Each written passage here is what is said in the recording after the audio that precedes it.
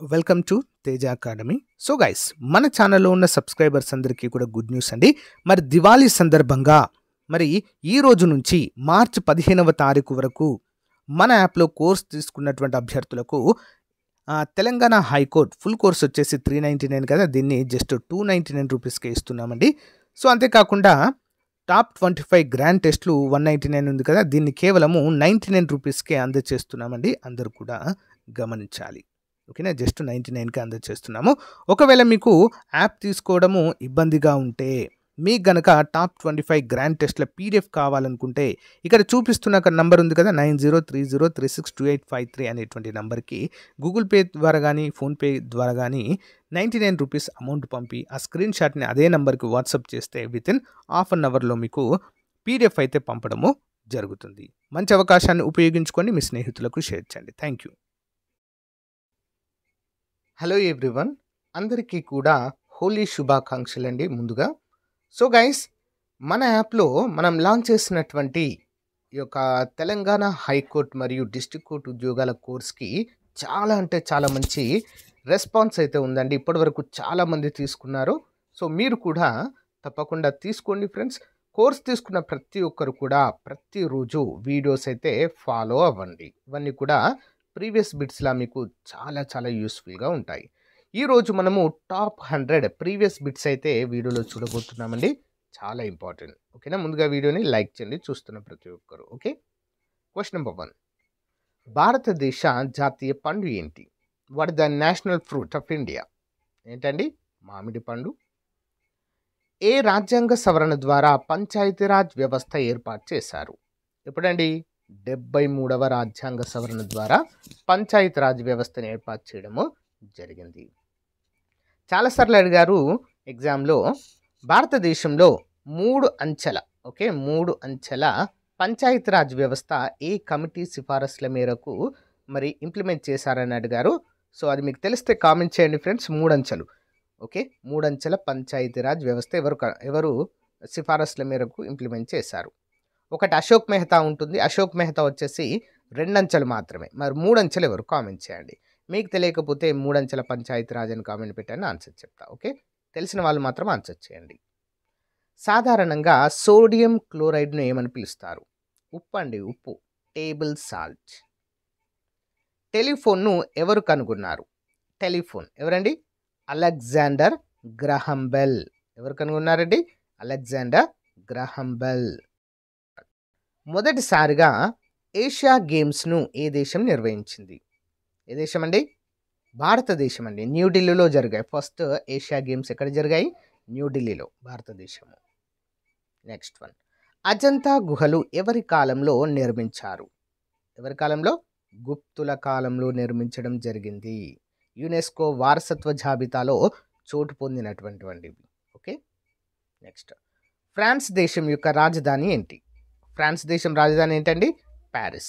So guys, మనకి ఒకవేళ రాజధాని క్వశ్చన్ కనుక వచ్చిందంటే ఎలాంటివి అడుగుతారు తెలుసా? ఇటీవల వార్తల్లో ఉన్నటువంటి దేశాలు ఏంటి అని చూసి ఆ దేశాల రాజధాని అడిగే అవకాశం ఉంది.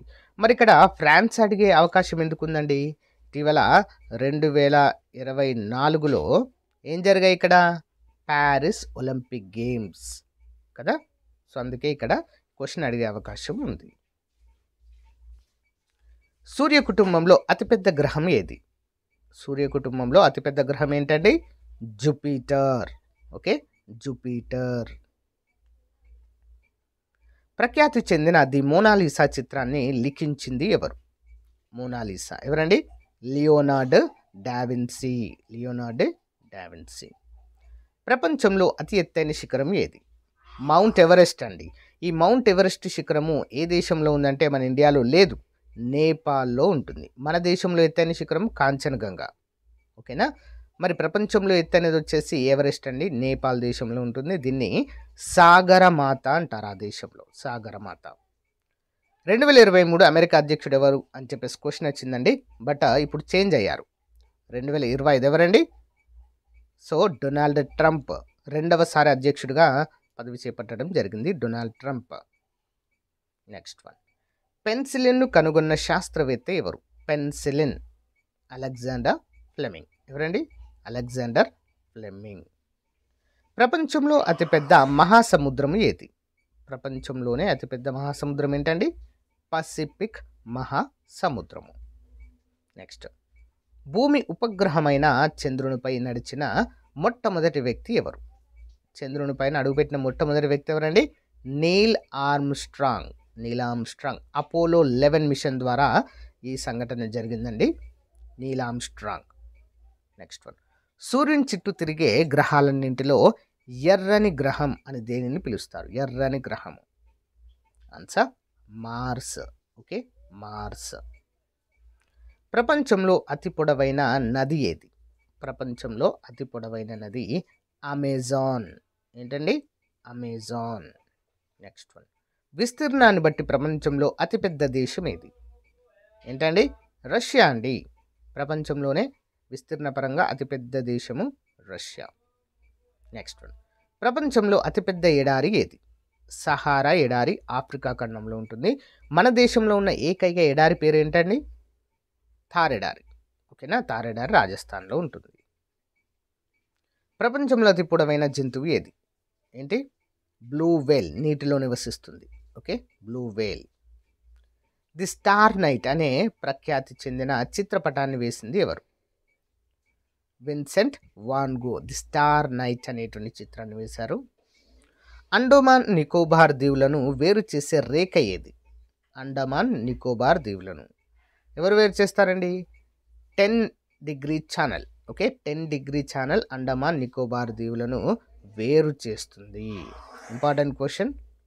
నెక్స్ట్ వన్, చైనా దేశం యొక్క కరెన్సీ ఏది? చైనా దేశం యొక్క currency Chinese yuan. Okay, Chinese yuan. ప్రపంచంలో ఎక్కువ మంది మాట్లాడేటువంటి భాష చైనీస్ అండి. ఓకేనా, చైనీస్.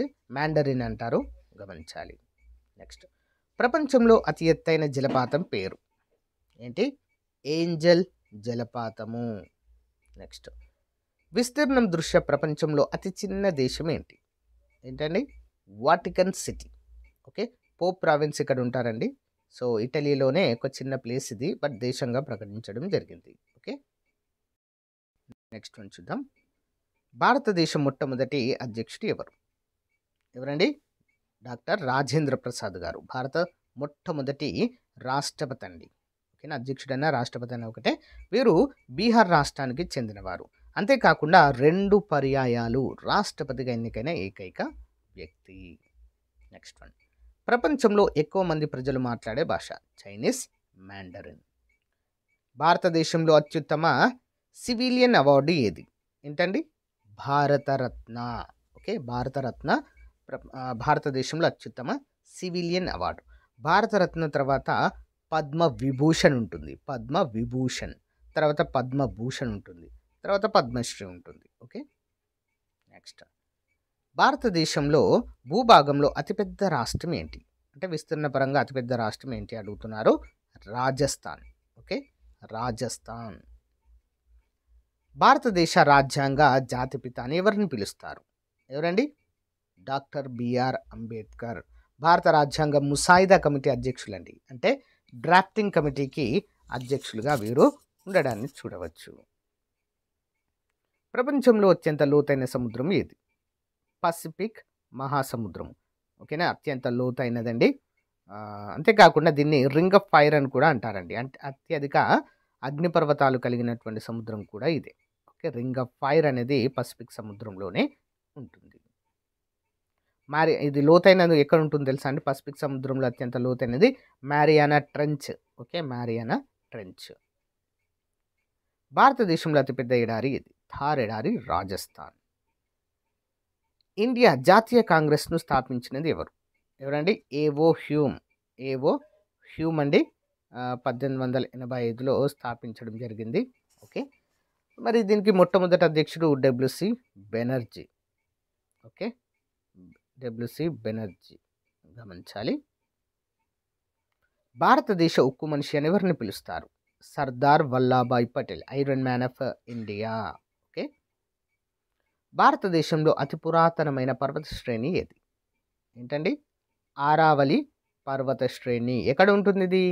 రాజస్థాన్లో ఉంటుంది. ఓకే, నెక్స్ట్ వన్, భారతదేశంలో అణు పరీక్షను 1974లో నిర్వహించారు. దీనిని ఏ పేరుతో పిలుస్తారు? స్మైలింగ్ బుద్ధ. ఓకేనా? బుద్ధుడు నవ్వాడు అనేటువంటి కోడ్‌తో మరి 1974లో రాజస్థాన్‌లో నిర్వహించారండి. పోఖ్రాన్ అంటారు దీన్ని. పోఖ్రాన్ అనేటువంటి ప్లేస్‌లో. ఇంపార్టెంట్ క్వెషన్ అండి.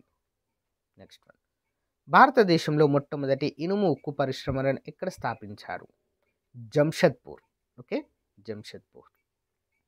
అశోకుడికి సంబంధించిన 7వ, 12వ శిలాశాసనాలలో ఎటువంటి సమాచారం లభించింది?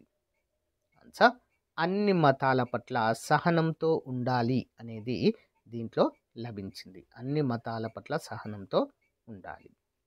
Next one. భారతదేశంలో స్వతంత్రం వచ్చిన తర్వాత మొట్టమొదటి ఉపరాష్ట్రపతి ఎవరు? ఎవరండి? డాక్టర్ సర్వేపల్లి రాధాకృష్ణన్. ఓకే, సర్వేపల్లి రాధాకృష్ణన్. భారతదేశంలో ఆర్థిక సంఘాన్ని ఎవరు ఏర్పాటు చేస్తారు? భారతదేశంలో ఆర్థిక సంఘాన్ని ఎవరండి? భారత రాష్ట్రపతి. నెక్స్ట్. భారతదేశంలో మొట్టమొదటి ఎన్నికల కమిషనర్ ఎవరు? ఎవరండి? సుకుమార్ సేన్. సుకుమార్ సేన్. శిలల గురించి అధ్యయనం చేసే శాస్త్రాన్ని ఏమంటారు? శిలల గురించి అధ్యయనం చేసే శాస్త్రాన్ని భూగర్భ శాస్త్రము అంటారు. ఓకే. ఎన్ని డిగ్రీల సెల్సియస్ వద్ద నీరు మరుగుతుంది? ఎన్ని డిగ్రీలండి? 100 డిగ్రీల సెల్సియస్ వద్ద నీరు అనేది మరిగే స్థాయికి చేరుతుంది. ఆ సమయంలోనే బాష్పీభవనం కూడా జరుగుతుంది. మొక్కలు తమంతట తాము ఆహారాన్ని తయారు చేసుకునే ప్రక్రియను ఏమంటారు? కిరణజన్య సంయోగ క్రియ. Next one. అంతరిక్షంలోకి వెళ్ళిన మొట్టమొదటి భారతీయుడు ఎవరు? ఎవరండి? రాకేష్ శర్మ.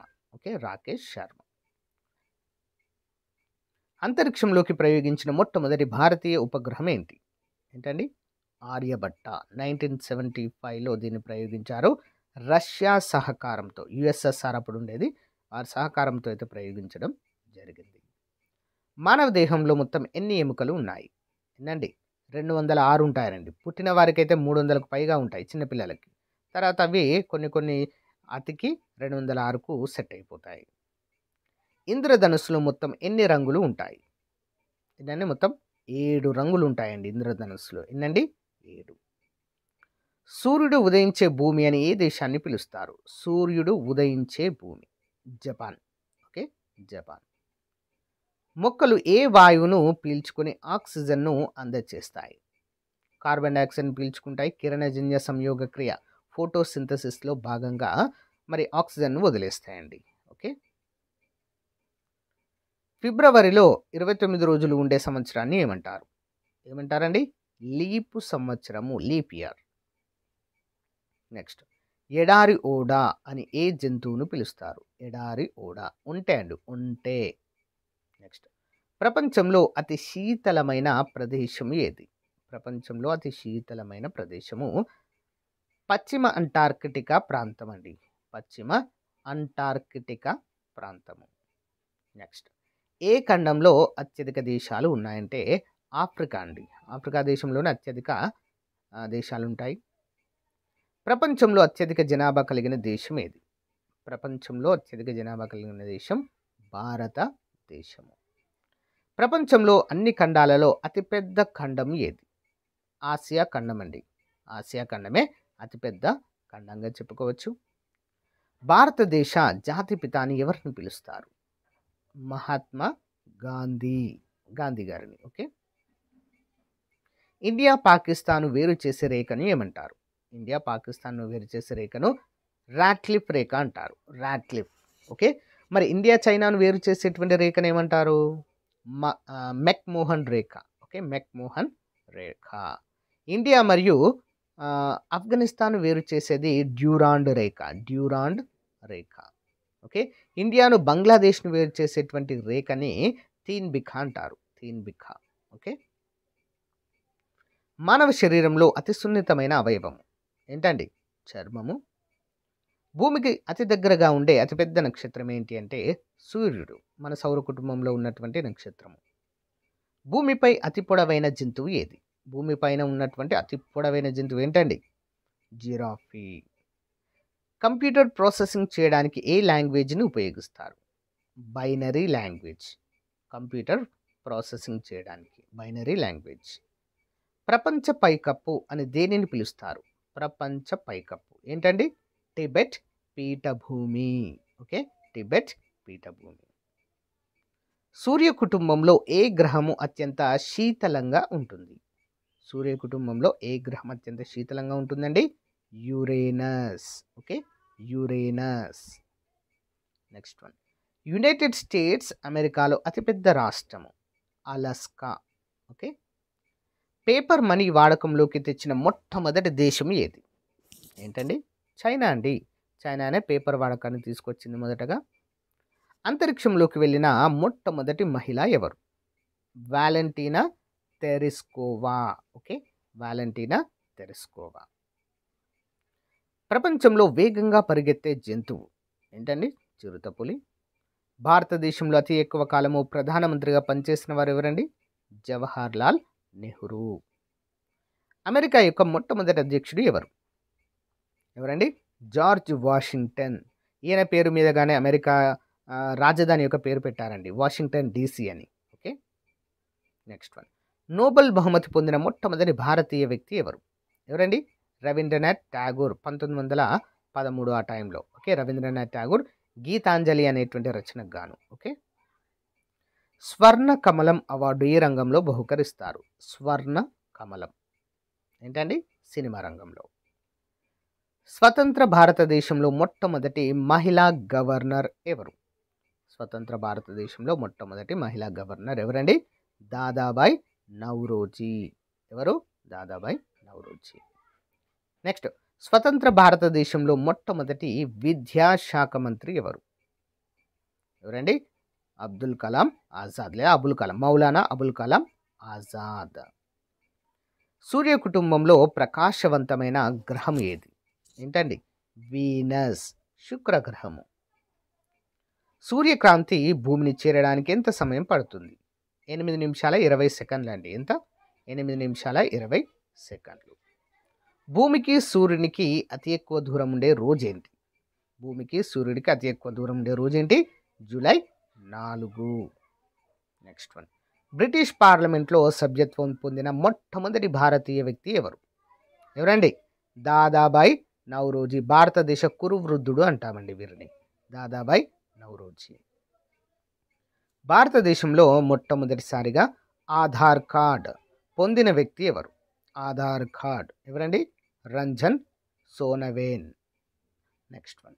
భారతదేశంలో మొట్టమొదటి మహిళా IAS ఆఫీసర్ ఎవరు? మహిళా IAS ఎవరండి? అన్నా Rajam Malhotra. Anna Rajam Malhotra. Important. Next one.